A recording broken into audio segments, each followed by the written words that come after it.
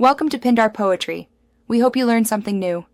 You start with a clean source, 2430 FPS, correct aspect, and a duplicate timeline so you never overwrite the original. Once done, create 2 layers, base and effects. Apply a subtle temporal blur to the top layer to simulate tape persistence, then reduce opacity to taste. Add a VHS noise generator and subtle chromatic aberration to the duplicate. This gives you the foundation of color smear and grain that makes digital footage read as analog. Make sure to save a version before heavy grading. Now you assemble the character.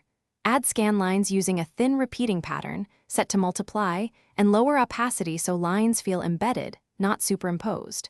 Then animate an RGB offset, move red/blue channels a few pixels horizontally, and drive that motion with a noise map to recreate tracking drift. Adjust curves to lift shadows and clip highlights slightly, desaturate modestly so colors look faded. Finally, apply a gentle VHS LUT or emulate tape compression with a soft clipper to round off harsh peaks. To finish, render with a modest bitrate. H.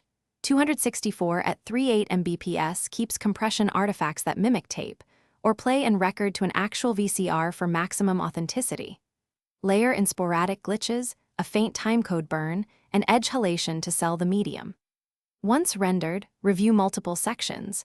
If horizontal tracking or banding appears, apply small localized warp or turbulence and a soft denoise to reduce flicker. If colors shift too strongly, dial back RGB offset and re-render a short test clip before final export.